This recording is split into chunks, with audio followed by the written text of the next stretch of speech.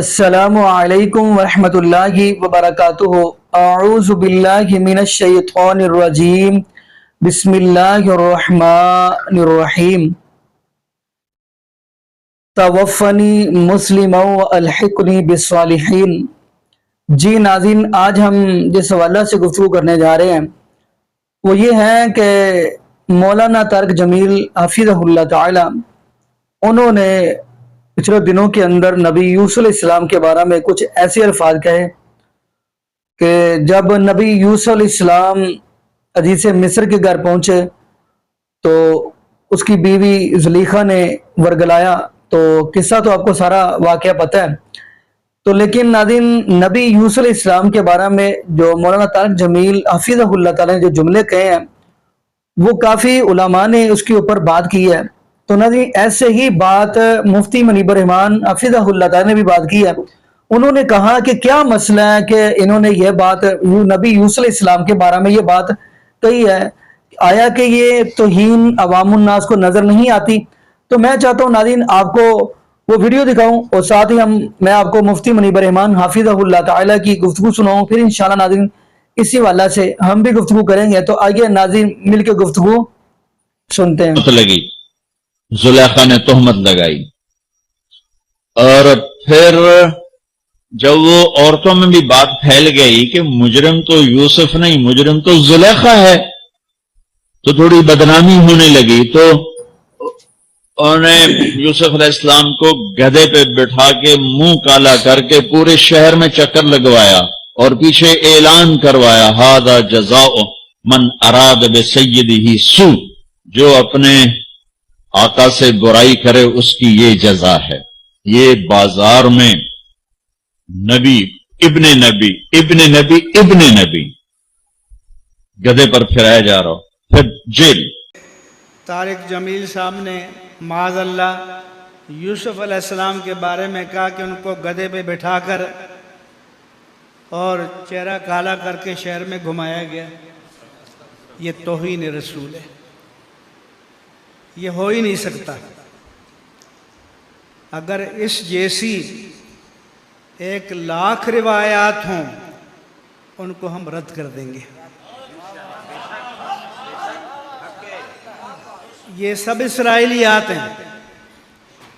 کسی ایسی روایت کو کہ جو شان رسالت، عظمت رسالت، وقار رسالت کے منافی ہو وہ ہم رد کر دیں گے۔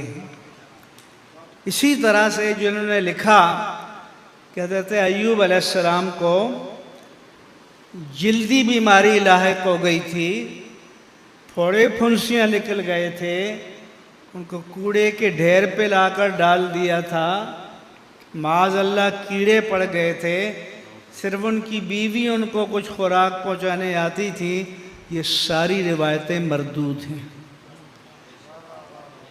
نبی کو بیماری تو لاحق ہو سکتی ہے کیونکہ وہ عوارض بشریت میں سے ہے، اور کوئی بھی بیماری کو عیب نہیں سمجھتا، لیکن ایسی بیماری کہ جس سے لوگوں کو گھن آئے وہ نبی کو لاحق نہیں ہو سکتی۔ وہ اللہ کے محبوب ہوتے ہیں، اللہ کے پسندیدہ ہوتے ہیں، لہذا کوئی جب بھی آپ کے سامنے ایسی روایت بیان کرے جو شان نبوت و رسالت کے خلاف ہو تو اس کو آنکھیں بند کر کے رد کر دیا جائے گا۔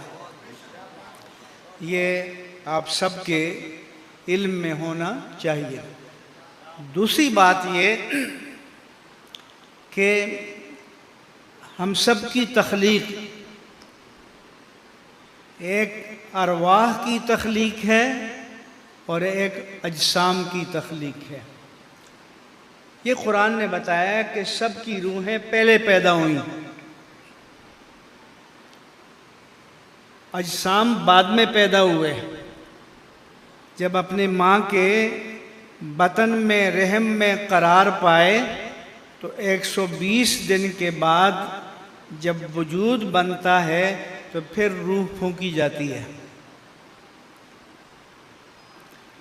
مگر روحیں پہلے پیدا ہوئی ہیں۔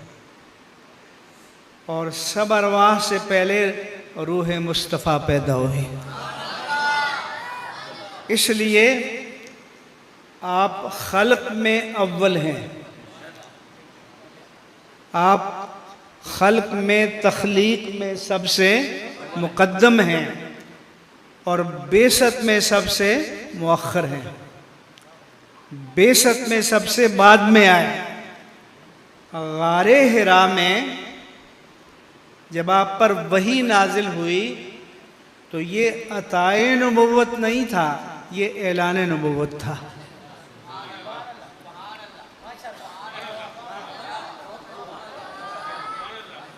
اعلان نبوت کے معنی ہیں declaration of the prophethood, کہ آپ کی نبوت کا اعلان ہو گیا۔ اس لیے کوئی یہ بعضوں نے کہا کہ جی حضور کو بھی پتہ نہیں تھا، اچانک ایسا ہو گیا، ایسا نہیں ہے۔ حضور نے تو یہ بتایا کہ میں آج بھی مکے کے اس پتھر کو جانتا ہوں کہ جب میں اس کے پاس سے گزرتا تھا تو الصلاۃ والسلام علیک یا رسول اللہ کی آوازیں آتی تھیں۔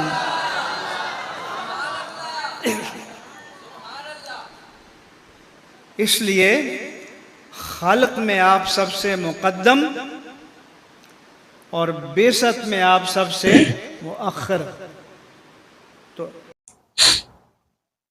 جی ناظرین، آپ نے یہ ویڈیو ملاحظہ فرمائی تو ناظرین، جبکہ آپ کو ناظرین اس بات کا پتہ ہوگا جب نبی یوسف علیہ السلام کو زلیخا لے گئی ورگلا کر، یہ ناظرین یہ بات سنانے کا مقصد یہ ہے کہ واقعہ تو آپ کو بھی آتا ہے، پورا قصہ آپ نے بھی پڑھا ہوگا بلکہ سنا بھی ہوگا علماء کرام سے، لیکن جو مین بات، جو نقطہ، جو جملہ میں سمجھانا چاہتا ہوں وہ مین نقطہ یہ ہے۔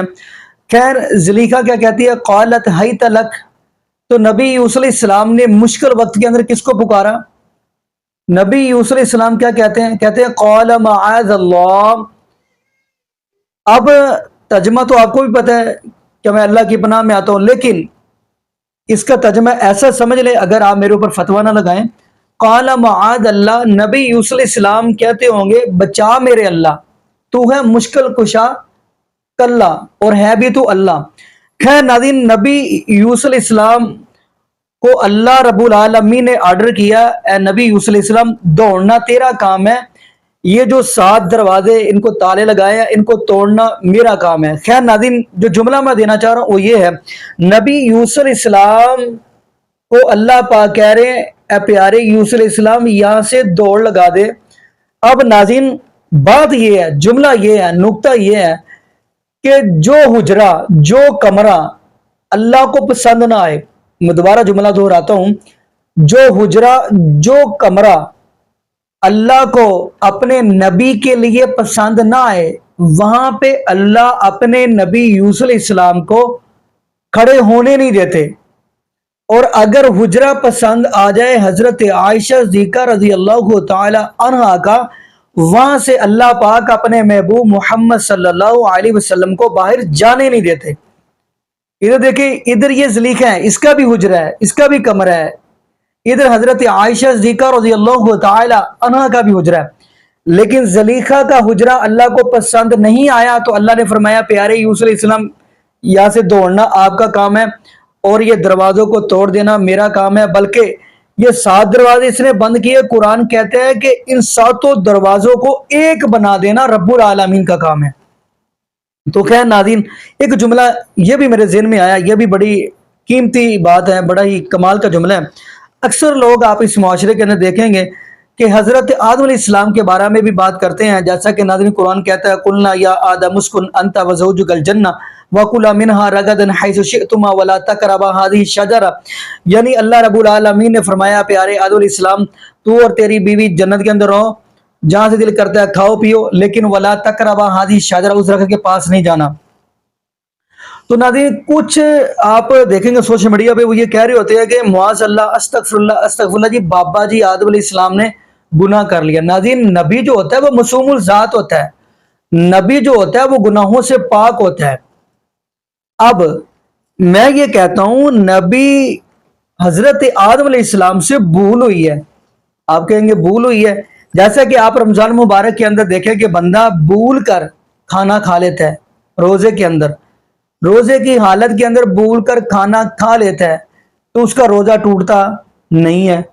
ناظرین، ہم کہتے ہیں کہ بھول کر اس نے کھانا کھا لیا ہے تو اس نے کوئی گناہ نہیں کیا، اس کو کوئی روزہ نہیں ٹوٹا، اس نے کوئی گناہ نہیں کیا۔